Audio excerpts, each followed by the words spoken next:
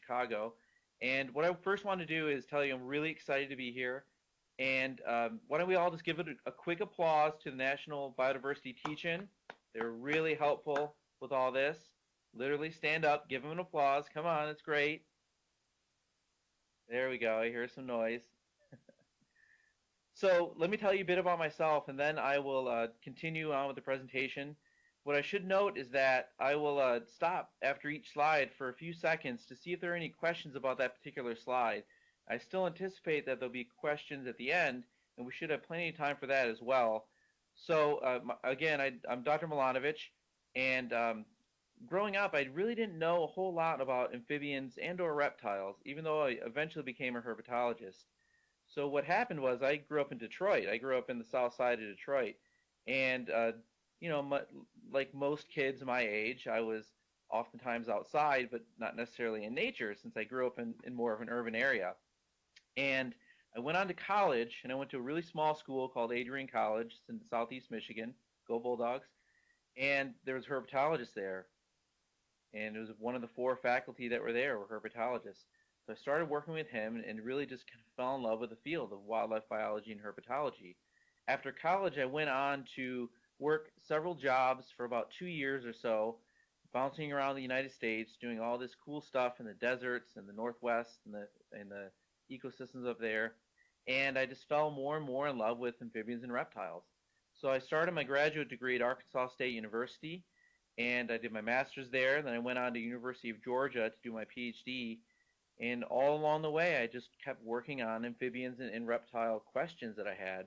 I started here at Loyola about almost 5 years ago, and loving it ever since, doing a lot of really neat research. What I want to talk to you all today about, though, are amphibians and the crisis of amphibian decline and what that might mean for ecosystems.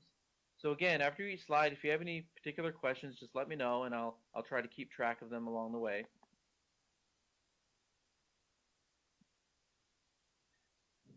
So how many amphibians are there? That's a question I get asked a lot. There's almost 8,000 species of amphibians globally, and most of those are made up of frogs and toads, about 88% of those. What's also interesting is that there's about 700 or so newts and salamanders. They make up about 9%. Then there are these weird-looking things called caecilians, and they live mostly in these tropical regions. They look a whole lot like snakes, but they're actually amphibians. They have porous skin just like most amphibians. What you're seeing in the bottom here are a few pictures of amphibians that are around today. The one on the bottom left is a tiger salamander. They're here in Illinois where I live. They're you know, really across a lot of parts of North America. These guys are really neat because they live most of the time underground. That's why we don't see them a lot. Then they come up about 2 or 3 days a year, and they breed in these wetlands, these mass breeding events, and then all of them go back as adults and leave, and the larvae stay in the ponds and act like fish. They actually have gills, and they metamorph out, and they come back into the landscape. The middle picture there is a pickerel frog. That is not unlike a leopard frog or other frogs in the genus Rana. They're really widespread across North America. Ancestors of them live in Asia, and they're really neat animals. The one on the right is a really cool red salamander. They're really fascinating. I'll talk a lot about this group of salamanders in a bit, but they're actually lungless. They have no lungs. They're vertebrates with no lungs. You cannot get any cooler than that. And the reason that amphibians are diverse like this, they're incredibly diverse and abundant, is because they've been around Earth about 300 million years or so. So whatever the dinosaurs went through, amphibians lived past that, which is pretty incredible. So we should really respect them a lot. So if there are any questions, again, just write them at the bottom, and I'll try to address as we go along.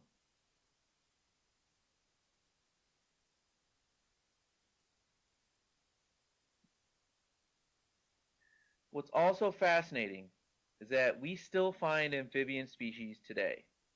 So this is a map from this really great website called amphibiaweb.org. If you want to know about virtually any amphibian, you can just type the name in. You can look at really cool pictures, learn about all their characteristics and their distributions. And what this shows is that every year there are several new species of amphibians found in almost every continent that they exist. Even in North America, we find new amphibian species.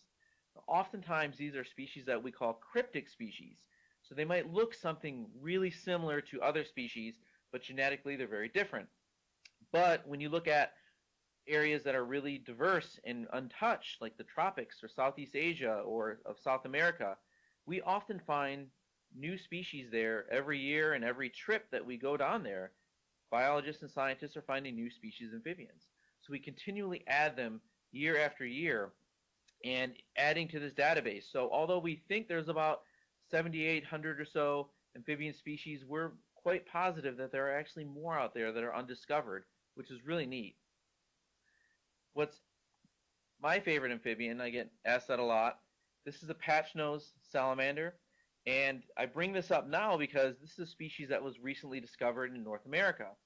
And I was one of the researchers that helped identify this species. The story goes that I was a graduate student in Georgia, and a good friend of mine, Bill Peterman, he's now at Ohio State University, was herping with me. That basically just means we're going out catching stuff, catching reptiles and amphibians. And we were in the side of the road in this little spot in northeast Georgia in the United States, and Bill turned over this leaf. And under that leaf, he found this little animal here. That's an adult female. And yes, that is a dime. She can fit on a dime. After further investigation, what we realized was that this wasn't just a new species of lungless salamander, it was actually a new genus of lungless salamander. And at the time, it was the first new genus of tetrapod, of a four-legged animal, in the United States in about 50 or 60 years. It was really, really neat find. And what's also cool, she's one of the smallest salamanders in the entire world. And this right here picture was an adult female, and she was gravid. She had eggs in her belly, just about 10 or so eggs. Really, really neat find as a graduate student. And we went on to study it for a few years and found out that they live in a really tiny area, just 10 or 12 streams is all they live in. They lay their eggs, we think, in streams. They hatch out as larvae, and they live in the water for a while, and they metamorph out, and then we find these little tiny adults randomly. But we don't know much about this animal. But what it shows you is that even in a highly urbanized area in northeast Georgia, right next to a city, we can still find these incredible animals. So if you have any questions, again, go ahead and chime in.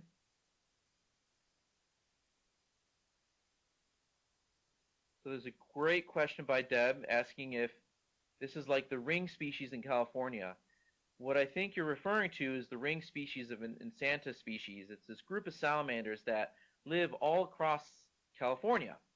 But they're considered ring species because they effectively live in this circle around the state, if you can think about it. It's hard to describe. And what's happening is the gene flow between these populations that are adjacent to each other is connected. But there's a big mountain range in the middle of California that's restricting gene flow between populations on the eastern and western part of the state.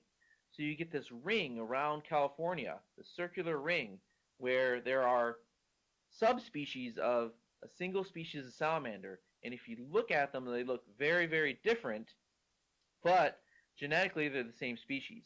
So that's something different than what we found. With the patch-nosed salamander, what we found is that it is really distantly related to a group of lungless salamanders called Eurecia. That's the genus Eurecia.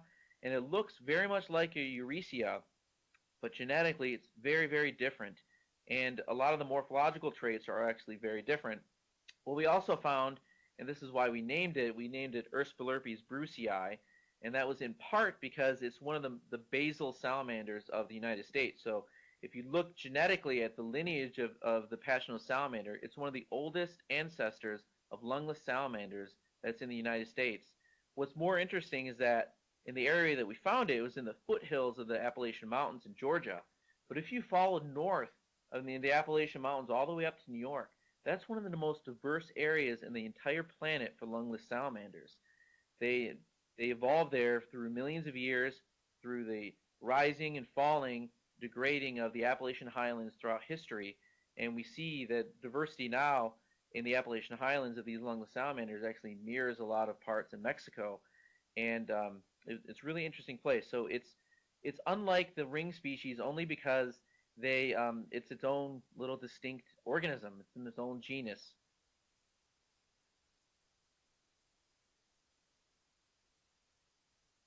We also have another question, whether or not I had help to name the species. Yes, we absolutely had help. There are 5 or 6 co-authors on the paper, and we all chimed in to name the species together. So usually this is a really collaborative effort. We were proud to name it after Dr. Bruce, who is a professor at Western Carolina University. Historically, he worked on these really tiny lungless salamander species, so it was appropriate to name it after him. So it was a really collaborative effort to name the salamander. It was a really fun experience, especially as a grad student. Okay, so why are amphibians so cool? There's a number of reasons. The first of which I hit on a bit is that they're incredibly diverse. So the diversity of amphibians is really broad, and it's really sort of segregated in hotspots around the world. So there's parts in Asia, in South and Central America, and in the Appalachian Highlands, and out west in the Pacific Coast. There are these groups of hotspots where amphibians are really diverse, and even just some particular taxa are diverse. What we also find is that they're incredibly abundant. This is something that's oftentimes overlooked. When you see a frog or a salamander, what that generally means is that there's probably several hundred more right around that area. What we see is that they're just incredibly cryptic, so they're really hard to find. And what we started to realize through surveys and different population efforts is that when we start digging into and modeling the population sizes of most salamanders and frogs and toads, they're incredibly high. They're really diverse, really abundant organisms. So I have a couple questions here. Limbless or lungless salamanders. These are lungless salamanders that I was talking about. So the passionate salamander has limbs. It has a full vertebrae. In fact, it has almost every bone that you can imagine in a salamander, but they actually have no lungs. So they breathe through their skin through this subcutaneous respiration. And that's partly why they're so diverse in the Appalachian Highlands, is because their habitat there is really cool and moist and is perfect for skin breathers, so we call.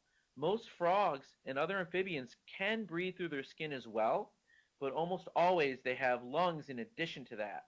Some salamanders and frogs actually have gills as well as larvae, as babies, so they'll hatch out and grow up in water. And I'll get to all that diversity in a second.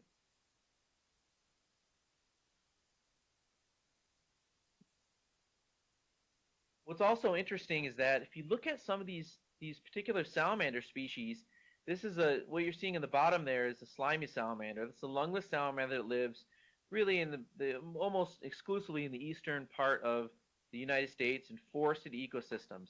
And if you looked at just this one species, this is Plesiodon glutinosus, and you added up the biomass, so how many salamanders versus their weight, and you added that all up, the biomass of salamanders, the weight of salamanders in forested ecosystems in the eastern U.S.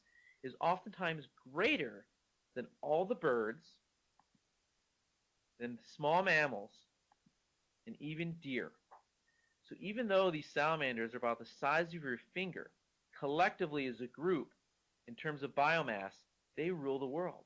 They also eat exclusively insects.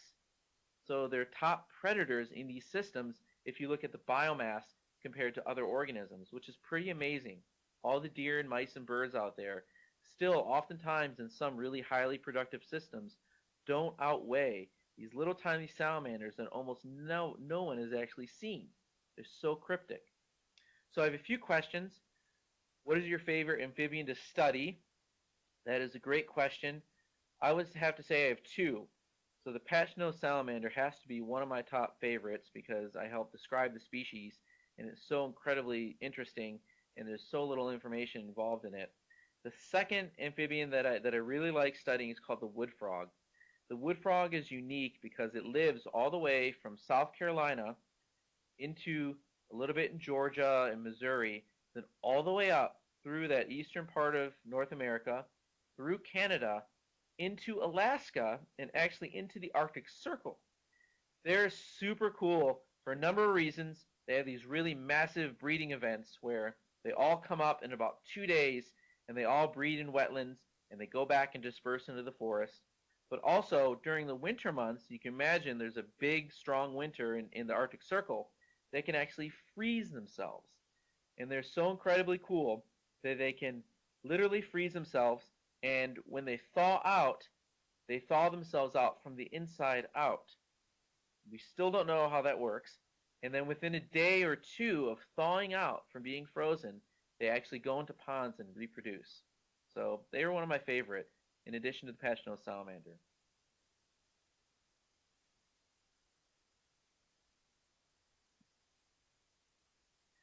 Amphibians are also really unique because they have different life stages. And oftentimes what we see is that amphibians fall into two groups. They're either fully terrestrial, meaning that they lay their eggs on land, the eggs hatch, the larvae are fully functional right away, and they scramble off. Mom might take care of them for a day or two. Those are the lungless salamander groups, do that quite often. Caecilians do that quite often. But most amphibians and most of the ones that people think about are called biphasic. What that typically means is that they have different life cycles. So if you look at the bottom picture there, this is an adult frog, and almost all frogs do this, but some frogs can be kind of wacky and lay their eggs on leaves, and the eggs will hatch and fall into water. But almost all frogs, especially in North America, will undergo this process where they enter wetlands or some aquatic water body. They'll lay eggs in the water. The tadpoles will hatch out, and they will live in this wetland or streams ecosystems until they start metamorphing. Then they're called a froglet. The froglets will then leave that pond or wetland or stream, and they'll enter the forested landscape or other adjacent landscape that's terrestrial. So they call it biphasic, where they have two parts of their life cycle in the water and the land. Salamanders do a similar thing. Most salamanders, especially if they have lungs, will do this. They'll follow the same pattern. The larvae, though, much unlike tadpoles, will actually feed on insects. So salamander larvae oftentimes feed on insects, which are really unique ecosystems. So they act almost like fish in these wetlands that dry up where fish can't occur. You have these pond breeding, what we call salamanders that have lungs. What we also see is that these lungless salamanders, especially in Appalachia and Mexico, and there's actually found in China even, they actually lay eggs on land. So what this picture in the bottom right is showing you is the slimy salamander. This is a western slimy salamander. There are a number of species. They all look pretty similar, but genetically they're different across their range. This slimy salamander that I'm showing you here, this was part of my master's research. There's this mine shaft in Arkansas, which is really incredible, where these salamanders would enter the mine shaft and they'd actually lay eggs on the ledges. Now, typically, if you're a herpetologist, even if you study lungless salamanders, you might find a couple egg clutches of these guys every year. They usually lay eggs underground in crevices or in logs. These guys would actually go into this mine shaft. So we can actually visit the mine shaft and see these animals right up front. And it was pitch dark, but with lights, you can see these great organisms. What we're seeing in that picture then are the larvae inside there developing. And the mom will actually guard these eggs. She lays this little grape-like cluster. She'll guard the eggs until they hatch. And then a few days, maybe a week or so after they hatch, the little tiny babies are ready to go, and they walk off. They have a little egg sac that they keep on their bellies, and then the mom leaves the mine shaft. So this is really unique system. If you want to learn more about this, it's actually in the Life in Cold Blood series. It's a BBC series by Sir David Attenborough. It's all about amphibians, reptiles, and we were blessed in about 2010, 2006 for him to come to Georgia and Arkansas to film these unique salamanders in this mine shaft. Okay, so I have some other questions here. One is this why you should not handle frogs? There's a number of reasons why you shouldn't handle frogs necessarily. One of which is trampling into wetlands. So I encourage students and kids to go out and catch stuff by all means, but just be cognizant about what you're doing and where you're going. So oftentimes what we don't recommend as scientists is traversing into untouched landscapes. So there might be sensitive areas that you shouldn't really walk into because amphibians, reptiles might be living there, or other organisms might need that area. But if it's commonly searched area, then I would say go ahead and catch away. Catch all the frogs that you want, as long as you release them right away. And also make sure that your hands are clean of any type of uh, hand sanitizers or lotions, because that can actually seep right into the skin of the frogs. So I usually wash my hands real well, clean them up real well, and then actually dip them in the water where the wetland is before I handle any type of amphibians. Another question by Brittany is that if there are a lot of salamanders in the Midwest. That's a great question. There are many salamanders in the Midwest. There just aren't a lot of species of salamanders compared to other areas in the world. The Midwest has a whole group of really unique and fascinating lung salamanders, so pond breeding salamanders, like the tiger salamander. There's a spotted salamander, blue spotted salamander. There's a number of them, and those are the ones that live phosphorally. They live underground. They come up maybe a week out of each year, and some of them have kind of different life histories of when they come up to breed. But they all meet in wetlands to where you can find thousands of them at once in wetlands in the Midwest, and they all breed within a few days and they leave. So there are a number of these pond breeding species. What we don't see a lot of are the lungless salamanders in the Midwest. They do exist. There are several species that exist in the Midwest to somewhat high abundance, but we don't see as many as we would in the Southeast. So another question by Brittany is, how do we find them? And it sort of depends on the species. So most frogs, you either find them because they're breeding in a particular aquatic water body, or you just find them by walking in the woods or the prairies or the natural areas. And you can even find some frogs and toads in urban areas. So we have bullfrogs and green frogs do really well in urban areas. Toads do really well. So really, it's either trying to find them in their breeding grounds when they're all together, or just anecdotally trying to find where they are. When you look at for salamanders, though, they're a little different. They usually like to hang out under logs, in the leaf litter, in holes underground. So usually you go herping and you just kind of very delicately lift up logs and rocks and look under them, put them right back where you found them, and just kind of piece your way through the forest. So it's really scenic and usually a nice endeavor to do. So one more question, then I'll move on to slides. Do salamanders make noises like frogs? So what we know is that salamanders don't make noises like frogs, but they can vocalize. And the vocalization is usually just them pushing out air through their lungs. Their lungs or their buccal cavity is what we call it for lungless salamanders.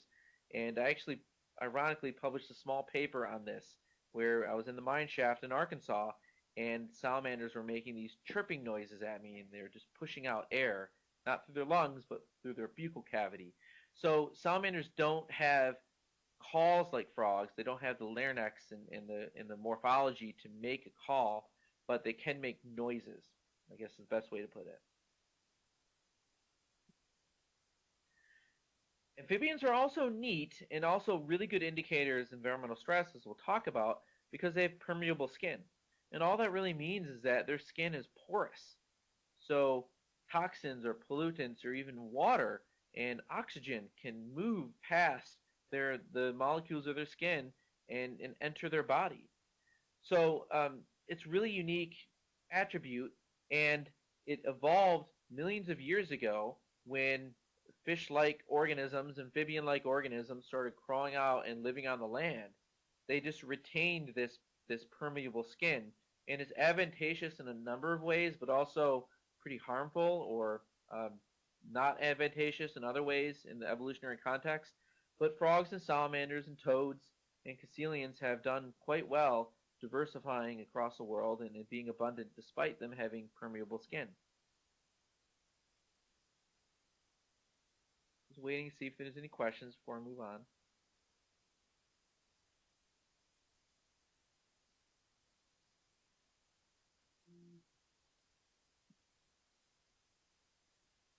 So amphibians are declining, and the main question that ecologists have and wildlife biologists have is why amphibians are declining. So what I'm going to spend most of the rest of the talk on is describing these aspects of why amphibians are declining. Currently, what we know is that amphibians and even a lot of taxa in the world are undergoing what's called a sixth mass extinction. Historically, what we've seen through the fossil record is that there have been 5 mass extinction events to date. And these are typically more or less climate change driven. So they're some sort of climatic change where the ocean temperature increases, or maybe the ocean levels decrease or increase, or there's some wide swing in temperature changes. But all of these historic ones, at least 4 of the 5, have been through these really long scale temperature changes. So these kind of geologic time scale temperature changes, which might take 1,000 or more years to occur. And what we see is that the most recent one was in this late Cretaceous period, somewhere around 65 or so million years ago. This is when the dinosaurs went extinct. And this happened because an asteroid hit the Earth. Asteroid impacts historically have caused extinction events on Earth to smaller scales, and even some of the other larger mass extinction events were in part caused by asteroid events, we think. But the one that wiped out the dinosaurs was such a large event that it actually blocked out the sun. What kept living, though, which is really unique, is amphibians. And mammals and birds derive from these ancestors of these extinct quote-unquote dinosaurs, and amphibians lived on from whatever dinosaurs went through. So what we're seeing today is a mass extinction event that is human-driven, though. It's driven by anthropogenic change, or humans altering the landscapes in such ways that we're causing these mass extinction events on Earth.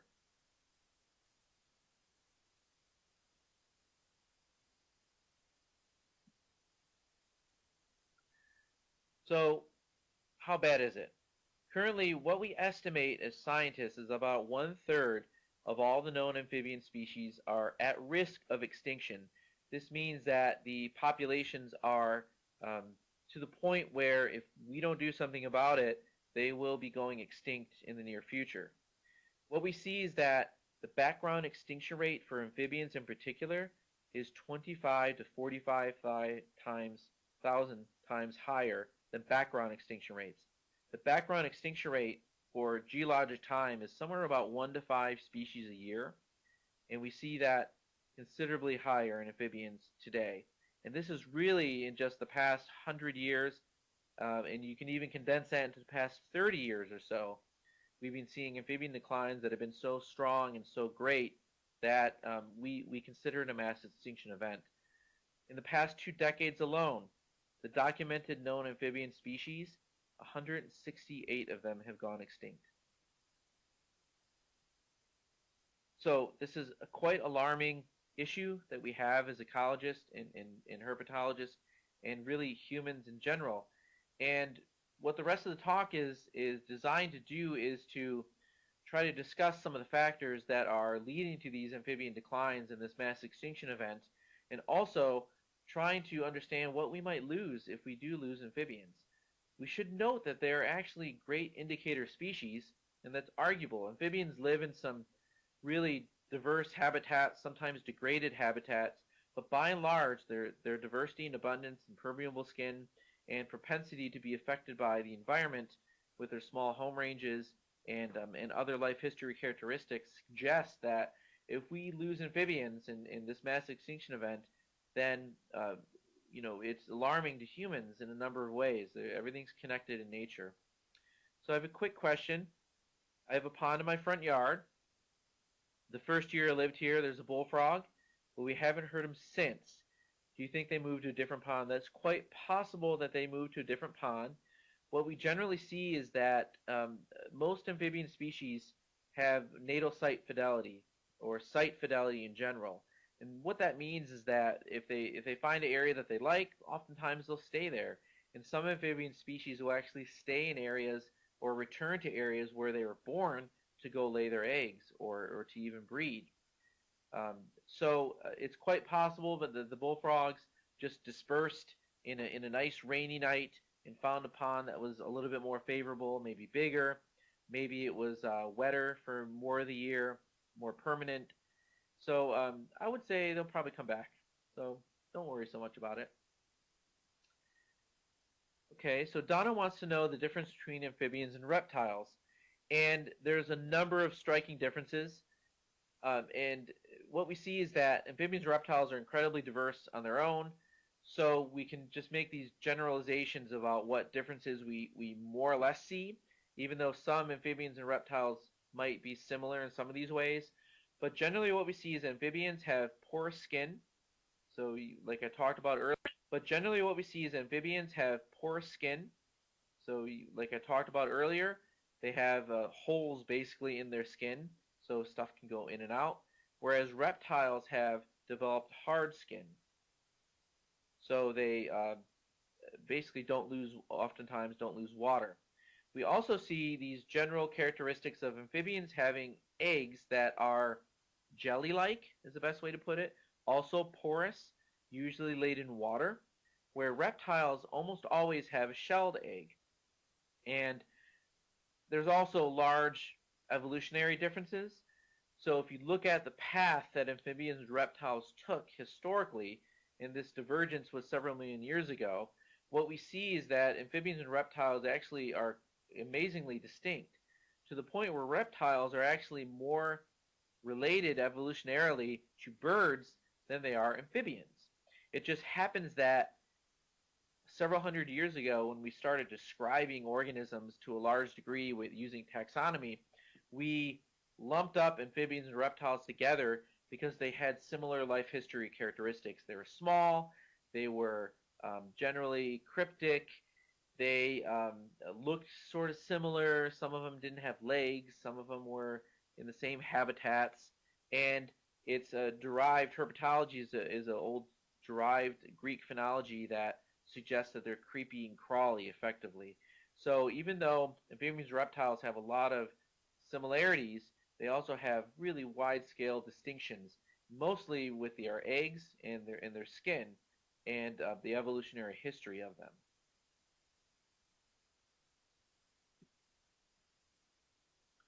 So why are amphibians declining? There's five primary causes, and these are just the ones that I selected. And what I'll do is go through each of them and just provide some guidance on what we think is going on and what we know is going on. So habitat destruction, disease, pollutants, global climate change, and then pet trade and overall exploitation. What we generally see is that habitat fragmentation is one of the primary causes, and really you can lump in habitat fragmentation and habitat destruction as one of the primary causes of amphibian declines. This happens for a number of reasons. What we know is that amphibians have very particular habitats that they like. And even though there's this wide diversity of species, where some species are generalists and they can live almost anywhere, even in urban areas, in natural areas, in biphasic lifestyles, wet and dry, what we see is that there are a number of amphibian species, and that you can almost argue that most of them have very particular physiological and environmental requirements. So as we start losing landscapes, and you can see the picture on the left is a landscape that is highly fragmented. It has a number of different plots in there. So there's a forested plot and some agricultural plots and a little bit of urbanization in there. And what we generally see is that as that keeps encroaching, where natural areas are being fragmented or destructed and converted to either agricultural or urbanized landscapes, that amphibians are simply just losing habitat. And it's losing habitat in a number of ways. They're physically losing habitat to live in, but oftentimes, if amphibians have a biphasic life cycle, even if there's a large patch of forest but there's nowhere to breed, or there's somewhere to breed but there's no forest or adjacent habitat that they require, then they could still decline. So we see that this destruction and fragmentation and conversion of habitat through anthropogenic change of humans altering it for agriculture or urbanized areas, or even just degrading it, that has a really strong impact on amphibians. And most of this has happened already in the United States. So large tracts of the United States have already been converted. What we're seeing now, and where this is most alarming, is in the tropical regions, where there's a lot of high amphibian diversity, but also high habitat destruction. What we also see is that the connectivity of habitats is declining.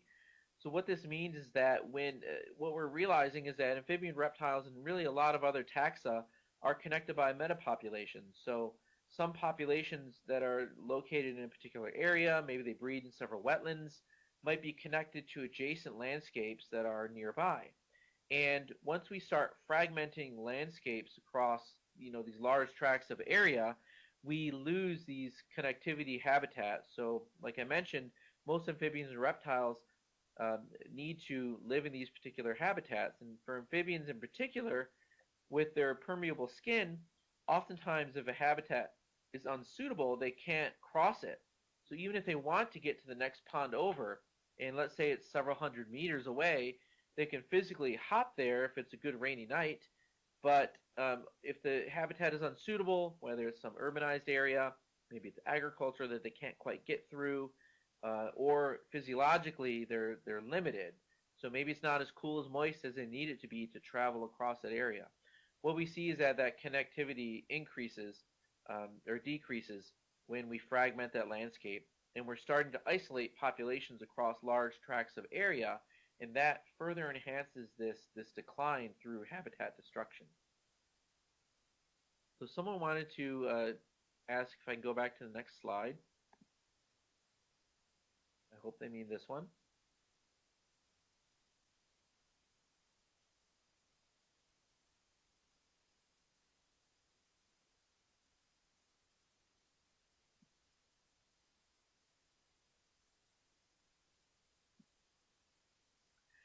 What we also see recently is that amphibians are being decimated and they're declining through various diseases.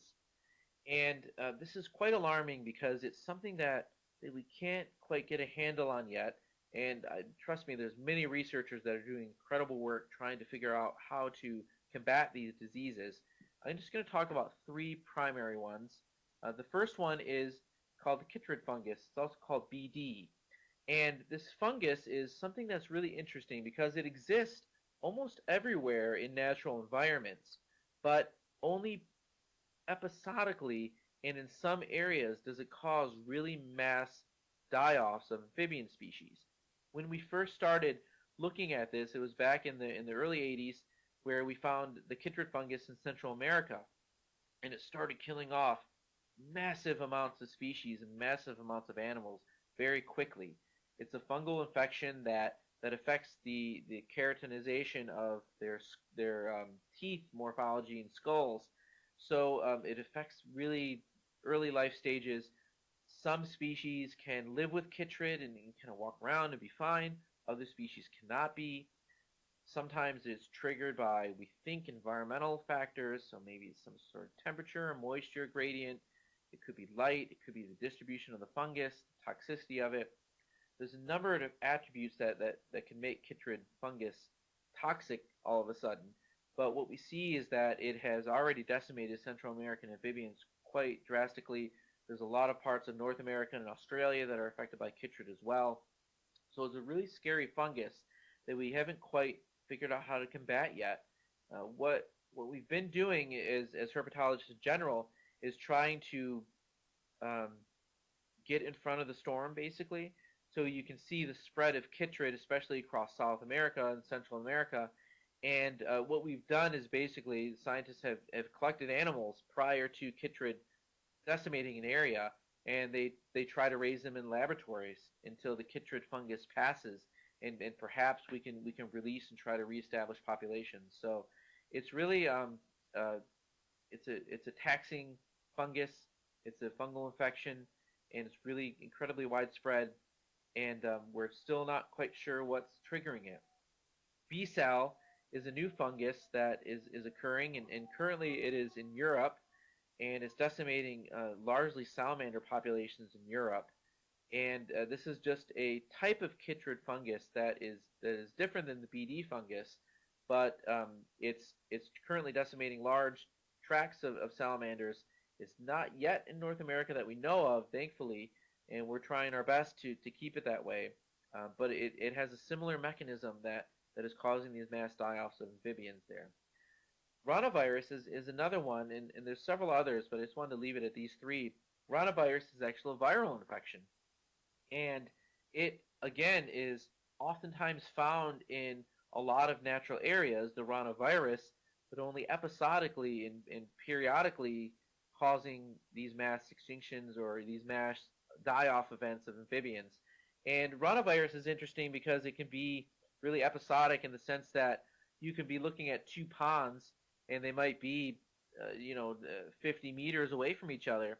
One pond will have a ranavirus die-off and the other won't. So again, this is something that is currently being studied pretty heavily. We just don't know what's going on. Amphibians are also uh, contracting a lot of other bacterial and trematode diseases, so they have a lot of different things going on. Luckily, they've evolved to combat a lot of these, or at least suppress the distributions of a lot of these bacterial and trematode or worm-like um, fungal diseases and whatnot. But these three main ones are really causing harm. So we have a few questions. So Brittany asked, she believes that the spread of fungus is mainly due to human contact. Do you think that is why it's spreading? I would say that is definitely one of the reasons that the fungal infections are spreading. What we see today, especially in the current times, is that nothing's really isolated. So humans are impacting every ecosystem, and we're also really readily traveling across the world. So you can be in Australia tomorrow and take whatever fungal infections are on your boots to Australia. So again, there's measures in place to try to combat this, but historically, that is undoubtedly one of the mechanisms that drove the distribution of these diseases. But note that we believe that a lot of these fungal and even viral diseases have been in nature and naturally. They exist naturally, oftentimes in a lot of areas, and something's just triggering the die-offs, and we're not quite sure what that is yet. So we have another question, whether or not amphibian populations are weakened before the virus and the fungal episodes hit. That's a great question as well. I'm not sure if that's been exactly studied really well. Amphibian populations generally have episodic kind of events effectively, so some years or strings of years are really good for amphibian populations, and then oftentimes they might suppress their population sizes a bit for a number of reasons, and part of that could be diseases doing it. It could be that they've reached their carrying capacity, so there's too many of them around. So they tend to go to these boom and bust periods generally. So I'm not sure if anyone has really looked at kind of pre and post disease. We know that the chytrid fungus in South America, we've documented that there were a number of amphibian species, and the abundance of amphibians was incredibly high in these areas, and the chytrid fungus definitely had a massive effect on that. Um, but in terms of ranavirus outbreaks and VSAL, I think we're still documenting that they're creating these mass die-offs. I'm just not sure if anyone has looked at whether or not those die-offs are correlated or related to amphibians maybe having populations that are already a little bit in trouble, and then the disease or fungal infection is coming and kind of finishing them off, so to speak. I think all the above is probably true. I think most likely there are populations that are really robust and doing well, and then they're not because of disease. And I think there are populations that maybe aren't doing so well, and diseases kind of finish them off at the end.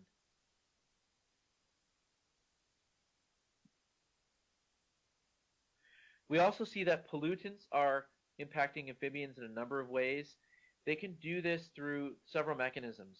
If the pollutants are high enough or toxic enough, they can cause death to amphibian populations right away. So they can do this in the larval or adult stage. We also see that oftentimes these pollutants can actually cause deformities as well. So they can cause these mutations that make frogs that you see here. Here's several frogs. These are both leopard frogs that have alterations to their leg, deformities to their leg. And this is really alarming for a number of ways. Pollutants are really widespread across the environment.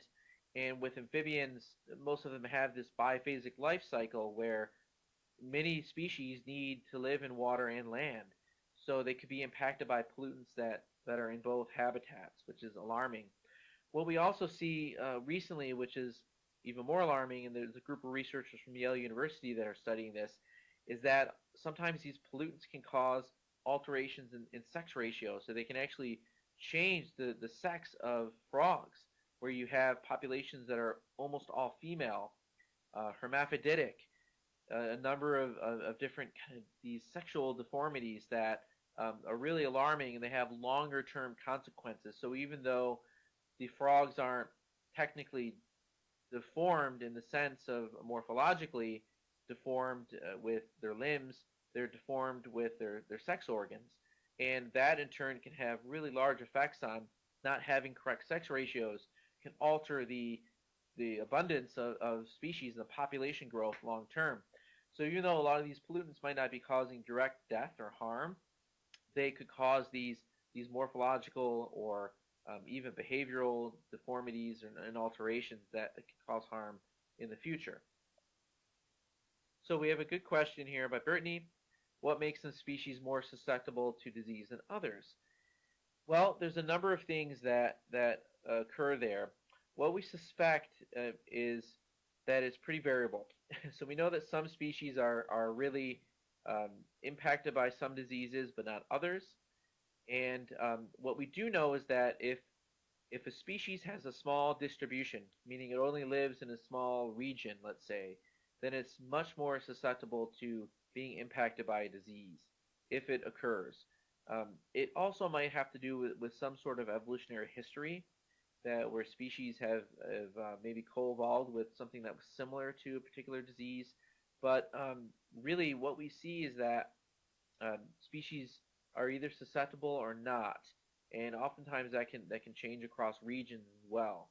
So I'm not sure we quite know why some species are more or less susceptible to outbreaks, but definitely if it's a species that has a smaller distribution or range, then it has a higher probability of being affected by a disease if it occurs. Um, and it might be that a species that's more widespread just has more populations to keep going that aren't affected by disease.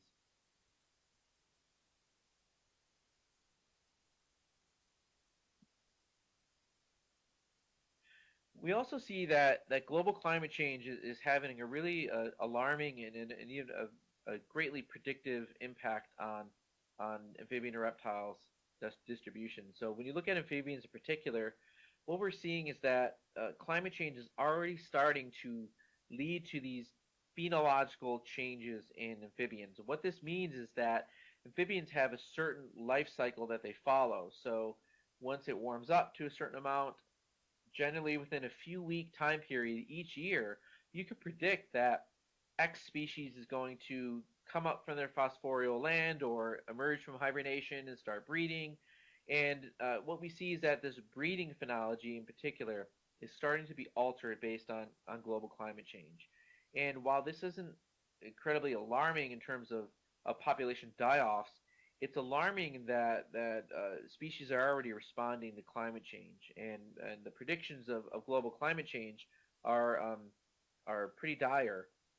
And what the right is showing you, those two graphs of the Midwest on the right, this is some work that one of my former graduate students conducted, where he looked at these distributions of amphibians in the Midwest. He looked at about 35 species of amphibians and frogs and toads and salamanders in the Midwest. And what he did effectively was project where these amphibians could live based on certain temperature or precipitation or climatic effects. So he looked at what the climate was historically, where they live, and then he could project into the future based on certain climate change scenarios what might happen to the distributions of amphibians.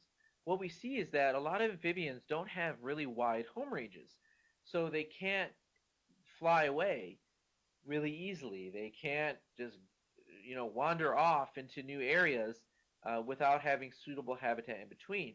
So when you look at them climatically in response to climate change, they don't have a lot of options. Birds can fly away, or large mammals can cover large distances very quickly.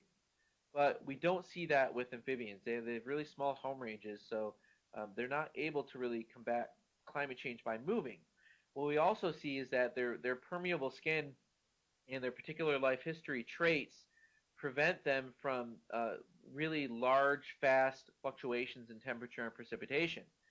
So we're not convinced that amphibians can actually evolve fast enough, especially physiologically, to combat these changes in climate. So even though amphibians can live like this wood frog, they can live across large tracts of the landscape, all the way from South Carolina to Alaska. Their physiology across those regions is really different. And the organisms at each of those regions has adapted specifically to the climatic factors that are there. If those change very quickly, we're not convinced that amphibians can respond to that. And since they don't have a great ability to disperse long distances very quickly, many of them don't, we suspect that climate change in the future can really have a large effect. And that's what Brock found in large part was looking at the Midwest as the climate changes. This is looking at the species richness, how many species of amphibians will be there in the Midwest. And what he saw was that there are a large predicted declines of amphibian species across the Midwest. Some of my past work and other colleagues and I have looked at this in the Appalachian Highlands and across Europe. And we found the same trend that we predict that climate change will have these really large-scale, widespread declines in distributions of amphibian species, which is really scary. So we have a great question here that they've been learning about pollutants being introduced through wastewater, and that accompanies hormones and prescription drugs. Is anyone studying the impact? And yes, we are definitely studying the impact. And what we found is that a lot of times that's what's causing these sex ratios, these differences in sex ratios. There's a great ecologist, herpetologist at University of California, Berkeley, Dr. Tyrone Hayes, who's studying this. Dr. Skelly at Yale University is looking at this contribution of pollutants and pharmaceuticals even in aquatic environments and how they affect amphibians. And this is one of the mechanisms that we believe amphibians are really good indicators of. Sometimes they might not be great indicators because they can buffer a lot of environmental change because they've been around for 300 or so million years. But with respect to pollutants, we suspect that they are going to tell us a lot. So we have to understand that they're in the ecosystem, much like other organisms. So they have their place in there, and they're responding to these changes in the environment, and those changes can actually have implications for humans as well. We also see that amphibians are undergoing change through the pet trade and through overexploitation. So we remove animals from the wild oftentimes to trade them in the pet trade, and some cultures actually rely heavily on amphibians and reptiles for food resources. So these in turn are another anthropogenic change that is causing amphibian declines or leading to amphibian declines. So what does this mean? I know I only have a few minutes left, but what does this mean for ecosystems as a whole? Amphibians are an incredible food source. They're great prey items. They're full of nutrients. They're full of protein, and they're amazingly slow, and they're amazingly abundant as well. So what we see and what we know is that a lot of organisms rely on amphibians in some part for their diet. And once we see this decline in this mass extinction event keep going and going and going and becoming worse and worse, we suspect we might see some food web changes. And this is really alarming. Some recent research that came out showed that in a single wetland, one wetland in South Carolina, you can get a metric ton of amphibians leaving that wetland and going into the forest. And that's just with frogs and salamanders. And that metric ton then is metamorphing out of this wetland, providing this huge nutrient subsidy to this terrestrial forest atmosphere that is really providing a huge amount of energy and nutrients to the system. So losing that due to this mass extinction event across the world can be really devastating for food web ecosystems long term.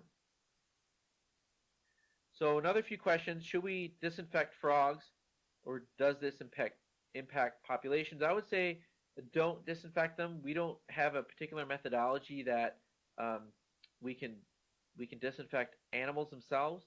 I would say disinfect yourself though.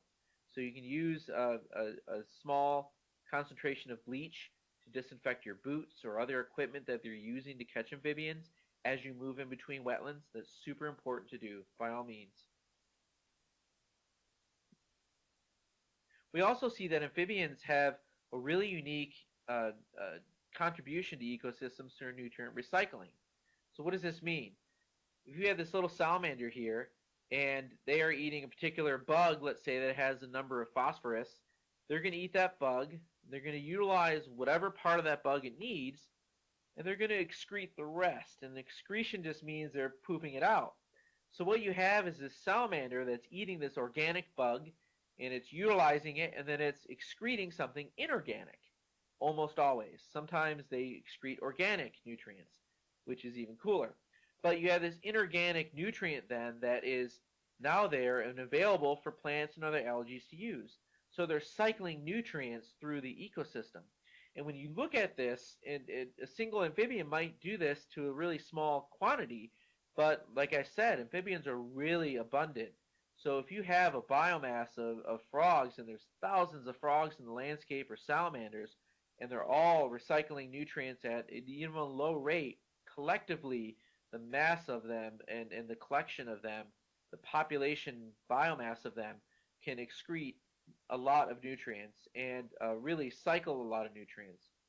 What we also see is a lot of nutrients and really cycle a lot of nutrients. What we also see is that amphibians can actually retain nutrients just in their body. So as adults just walking around, there are little packets of nutrients in the forest or the wetland, and those can be important for holding nutrients and retaining them in ecosystems, which is pretty cool. There's also a number of medical advances with amphibians as well. They have this really unique ability, some amphibians, to actually regenerate limbs.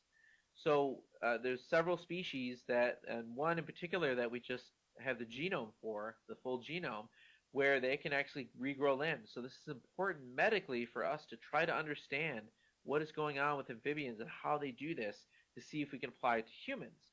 We also have a lot of pharmaceutical advances from amphibians. This is a group of frogs called Dendrobates. They're poison dart frogs in Central and South America. They're incredibly diverse and abundant, and they have these mechanisms of creating these toxins that we can try to make pharmaceuticals for that can help humans. So they have a lot of really unique attributes that are really important. And as we start seeing this mass extinction event increasing, we should be alarmed that we're losing species that we don't know yet exist, and we don't know what value they may have to humans and, more importantly, to ecosystems.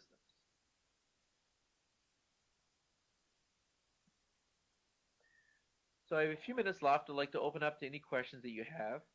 I have one here. Which amphibians are being traded illegally more often? That's a great question. What we generally see is amphibians that are really colorful tend to be traded more often. This picture here is of a black belly salamander, one of my favorites, really fat and slow, kind of like me. But it's really brown in coloration, and they hide almost always. So the amphibians that are generally traded are ones that are really colorful, those poison dart frogs. There's several salamanders that are from Europe and Asia and North America that are really vibrant in coloration. Those tend to be the ones that are traded more. And the pet trade overall, if done well, is really encouraging because it can provide animals for outreach and educational purposes, which is great.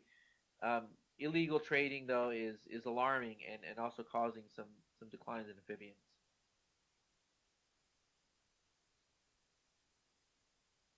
So I think we have a minute left or so. If there's any further questions, I'd love to have them.